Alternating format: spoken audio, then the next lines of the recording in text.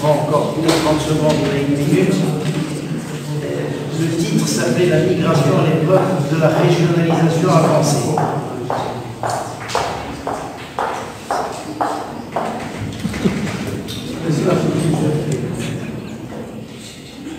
L'idée était de séparer la région en trois dimensions classiques, l'urbain, le rural et la région qui regroupe un peu les deux. Que dans la terminologie marocaine, au niveau sociologique, c'est chut. Vous voulez parler dehors, s'il vous plaît, ne dérangez pas les autres. Dans le côté sociologique, il y a la région, l'urbain, le rural, il y a les souks, il y a des fois des disparités entre la région et l'urbain, et on a créé la région qui rassemble tout ça pour lever la région, la prendre d'en haut, et qu'elle monte vers la régionalisation. C'est ça le concept. Au Maroc, ils n'ont pas donné peut-être une coordination. C'est Maroc, la commune, un peu de Paris, et puis ils ont mis la province et la préfecture en fonction de la dimension démographique. S'il vous plaît, ne bougez pas, je dois avoir les là.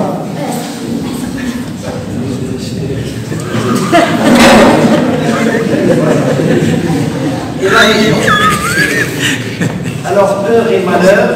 Et il y a donc des aménagements que vous connaissez dans tous les pays du monde, la capitainerie, les lenders, les districts, les cantons, les autonomias espagnoles, portugaises et italiennes.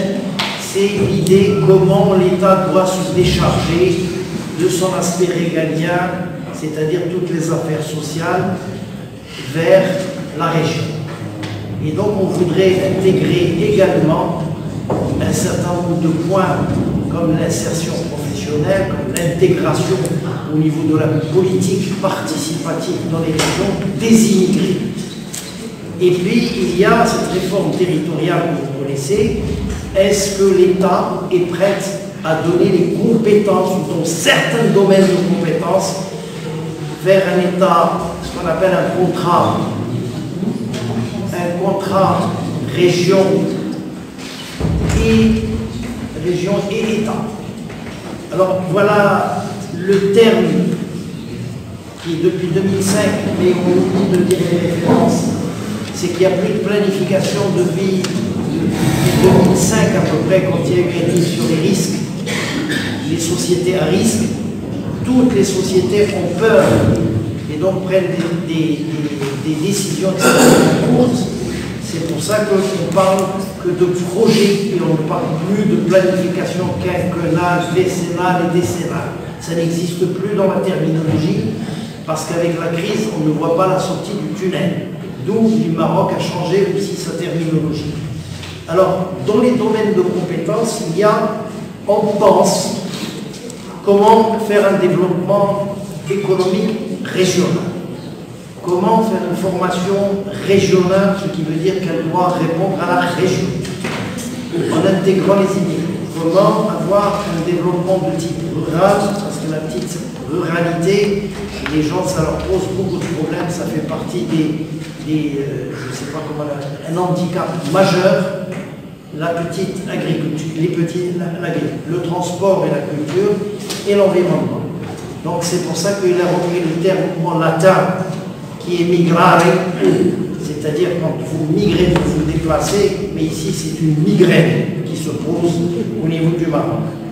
L'engagement du Maroc sur les textes officiels, il respecte l'ensemble des engagements du droit internationaux et il est aussi contre certaines lois sur la traite des êtres humains, avec un certain nombre de lois, la loi 023 qui est sur la carte de séjour, mais on ne leur donne pas une carte de travail. Alors ça c'est un véritable problème puisque déjà les Marocains sont à 10% selon les statistiques, mais il y en a plusieurs officiels. Mais ceux qui sont dans la rue, vous payez votre voiture avec les impôts et votre rue, vous la partagez avec tout le monde, mais il y a quelqu'un qui vient de vous demander une ponction de droit sur le passage de la voiture. et vous leur dites mettez une plaque, c'est pas possible, vous avez compris. Troisième chose, c'est les conditions de fixation du travail des migrants. C'est le droit des immigrés, donc ce sont des textes qui sont repris également de l'ONU, on ne les a pas créés. Et la stratégie de communication, il y a 4 commissions. En conclusion, c'est que la politique migratoire devrait être non pas une affaire d'État, non pas une affaire de société, mais une affaire de région. D'accord? Mais c'est difficile parce que Sa Majesté raisonne comme ceux des Américains. On pense que l'immigration c'est un capital immatériel qui n'a pas de prix et qui a une grande valeur, mais à partir du moment où vous prenez des gens qui ont déjà le SMIC culturel qui est le bac et qui partent dans ce qu'on appelle l'immigration choisie, le Canada, l'Australie, les États-Unis, qui existent. Mais quand elle n'est pas choisie, alors là, ça pose problème, vous êtes obligé de subir cette pression et de commencer à régulariser, et vous vous demandez où est la politique régionale, où est le capital immatériel, où est le capital, etc. Alors donc, la recommandation que le professeur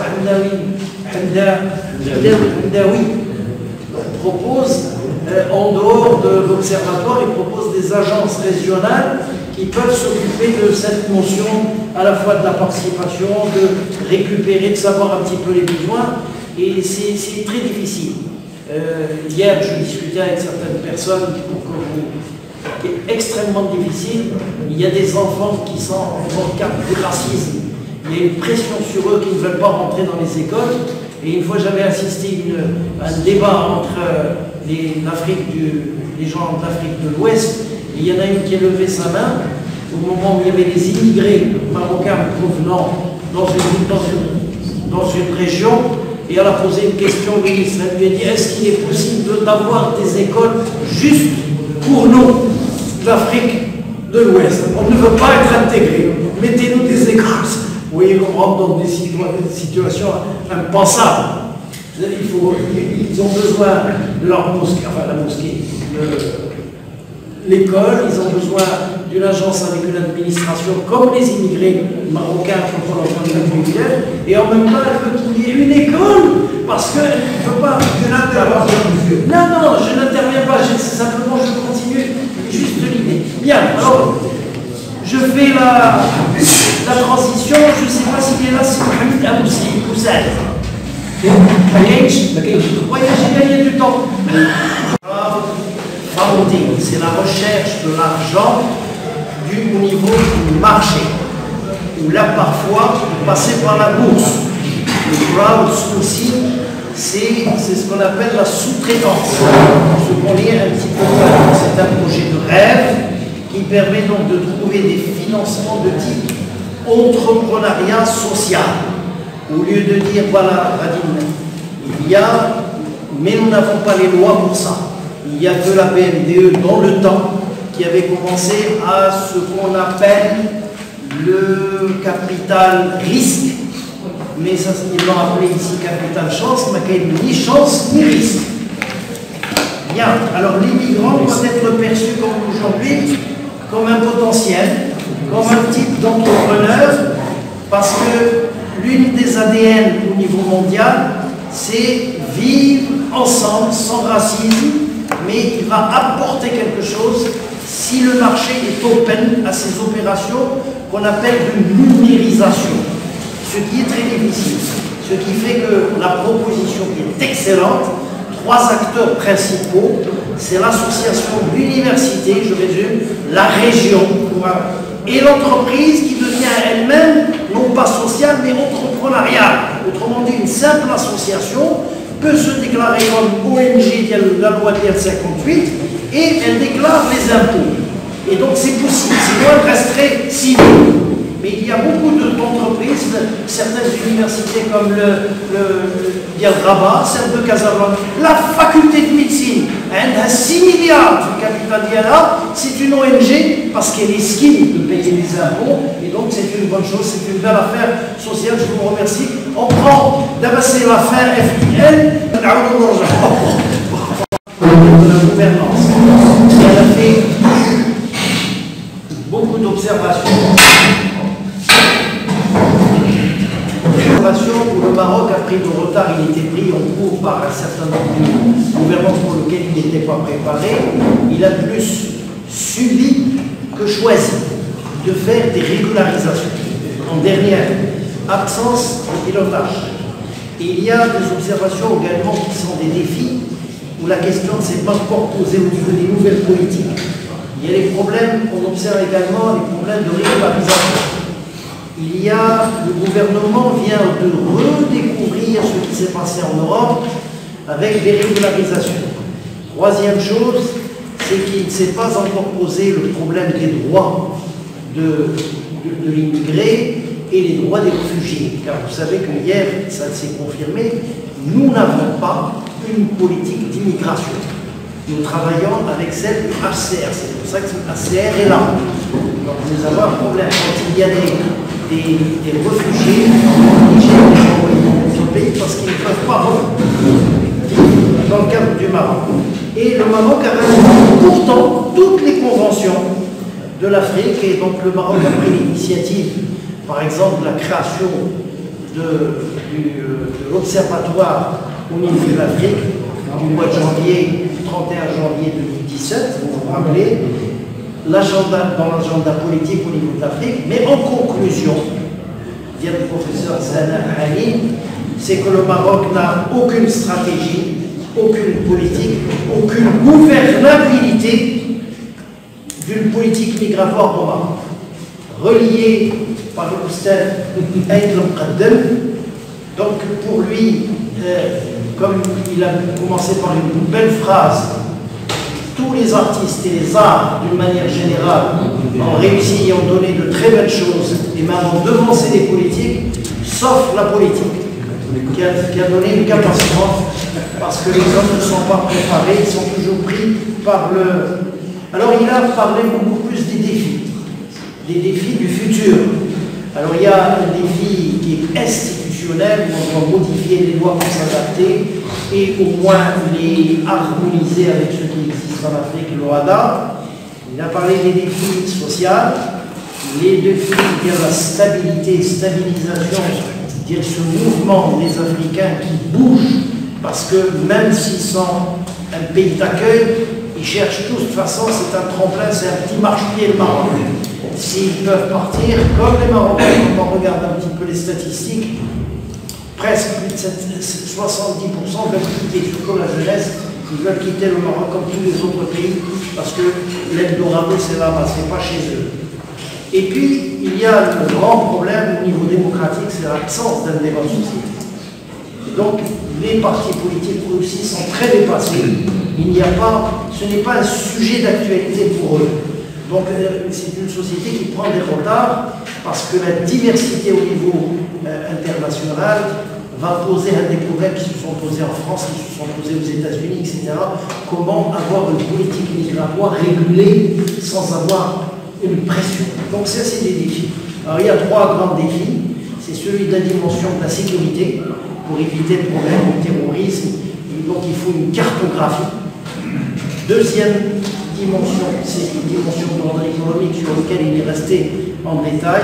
Et la troisième, c'est social, c'est comment apprendre aux gens de vivre ensemble, que lui appelle la cohabitation. D'accord? Ça veut dire que cohabitation politique, sociale, etc. Et puis, il a cité la double absence d'un auteur qui s'appelle Ahmed Ziyad. Et finalement, en conclusion, il nous dit ceci devrait être réfléchi avec l'ensemble de la société au niveau politique pour avoir un projet sociétal ou un projet de société dans lequel les Africains devraient être intégrés pour relever ces défis. La transition est faite parce que le sujet suivant, c'est la migration à l'épreuve de la régionalisation avancée. D'accord? Alors, Oustad, c'est, je disais le nom d'Oustad Samir Hamdaoui, le professeur Samir Hamdaoui. Vous voulez...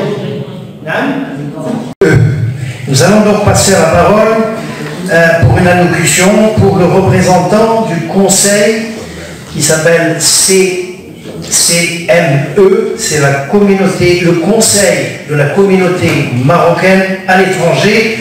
par Félicie Sidi Mohamed. Félicie, n'oubliez pas, ça s'écrit avec 2 S. Je vous assure qu'il n'est pas un Knessi. Il y a que les Knessi qui écrivent le verbe chasser, passer avec 3 S.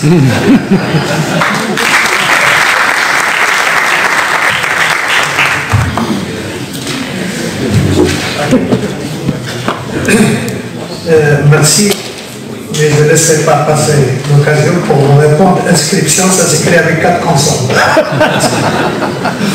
Mesdames et messieurs, je vous remercie. Mais tout d'abord, permettez-moi de remercier l'université Shaïk Kouané, notamment son président, son vice-président, Monsieur le doyen de la faculté des sciences juridiques, économiques et sociales qui nous a accueillis au sein de son établissement, Monsieur le représentant du ministère des Affaires étrangères, des Affaires africaines et des Marocains résidant à l'étranger, Monsieur le président du comité d'organisation, sans oublier mon frère et mon ami, Monsieur le consul général de l'ambassade du Sénégal, et Monsieur le chargé d'affaires du consulat de Tchad. Mesdames et messieurs, chers étudiants, permettez-moi de m'associer à mes amis pour remercier effectivement l'organisation dans cette université ou dans cette faculté qui est très importante parce que le sujet nous intéresse tous. Plusieurs participants sont là aujourd'hui, des institutions étatiques du Maroc international, du HCR, que nous remercions par l'occasion, des chercheurs et des ambassadeurs sont présents aujourd'hui pour écrire une nouvelle page d'une histoire commune sur le rôle majeur que peuvent entreprendre les universités dans les études sur les dynamiques migratoires, Sud-Sud et les défis de l'intégration. Initialement, le Maroc était considéré comme une terre d'immigration ou de transit vers l'Europe, peu attractif pour l'enseignement. Depuis le début des années 2000, le Maroc est devenu un pays d'accueil d'immigrés provenant du Sud. Face aux différents et profonds changements des dynamiques migratoires, le Maroc a choisi souverainement de mettre en place une nouvelle politique migratoire basée sur une approche humaniste, cohérente et globale. Ainsi, il a adopté en 2013, comme l'a rappelé le représentant du ministère, une nouvelle politique migratoire fondée sur des valeurs de solidarité, d'accueil et du respect des droits des migrants. De ce fait, des efforts considérables ont été déployés pour garantir la préservation des droits des migrants et assurer leur intégration au Maroc. Au niveau régional, le Maroc joue un rôle de premier plan dans la gouvernance régionale des migrations. La réintégration à l'Union africaine en 2017 représente aussi une nouvelle page pour les politiques migratoires. Dans ce sens, le président de l'Union africaine a confié à Sa Majesté le roi Mohamed VI le leader sur la question de la migration en Afrique lors du 28e sommet de l'OIA à Addis Abeba en janvier 2017. C'est dans cet esprit que le Maroc a organisé en 2017 une retraite régionale sur la migration, ayant comme objectif de renforcer le dialogue entre les États, les différentes parties prenantes, pour la définition des contours d'une vision commune pour un agenda africain pour la migration. En 2018, le Maroc a abrité la conférence ministérielle africaine pour un agenda africain sur la migration qui a connu la participation d'une vingtaine des ministères et responsables gouvernementaux africains. De ce fait, le Maroc a présenté lors du 30e sommet de l'Union africaine en 2018 à Addis Abeba un agenda africain pour la migration qui suppose un point d'inflexion, une redéfinition de la migration basée sur la démarche plus positive et une volonté politique concrète des États tout en ayant l'intérêt à ce que la migration se passe dans la sécurité, la légalité, la régularité, l'ordre et le respect des droits humains. Aussi, qui doit tendre à faire la migration un pilier de coopération sud-sud, un levier de co-développement et un vecteur de solidarité. Au 31e sommet des chefs d'État africains a eu la création d'un observatoire africain pour la migration qui se fera sur la base triptyque comprendre, anticiper et agir. Sur le plan international, le Maroc a organisé le Forum mondial sur la migration et le développement conjointement avec l'Allemagne, et ce, dans le cadre de l'élaboration du pacte mondial pour la migration qui a été organisé à Marrakech. La politique migratoire marocaine s'est basée sur un positionnement stratégique, sud-sud, sur une approche d'intégration à partir des campagnes de régularisation, 59 personnes, visant une meilleure protection et intégration des migrants. C'est dans le cadre d'une politique publique globale et intégrée, mobilisant tous les intervenants, comme le stipule d'ailleurs la stratégie nationale de l'immigration et d'asile, capitalisant ainsi les efforts de l'État et des associations de la société civile pour la construction de cette politique. Les efforts consentis ont abordé un certain nombre de problèmes et restent certainement d'autres, vu le nombre de migrants qui augmente. Comme vous le savez, la migration à la fois est une réalité incontournable et une opportunité à saisir, en valorisant les contributions des migrants et des diasporas à la dynamisation de l'espace économique, au développement durable, à la cohésion sociale et à la diversité culturelle. Nous souhaitons que ce colloque puisse être un lieu de réflexion collective autour de la migration sud-sud et de l'intégration des immigrés dans la société civile. Il ne fait aucun doute qu'aujourd'hui, nous, institution qui s'appelle Conseil de la communauté marocaine à l'étranger, une institution consultative de prospection auprès de Sa Majesté le Roi, nous allons tirer des conclusions de vos travaux pour élaborer une politique migratoire ensemble. Je vous remercie et nous vous souhaitons plein succès. Merci.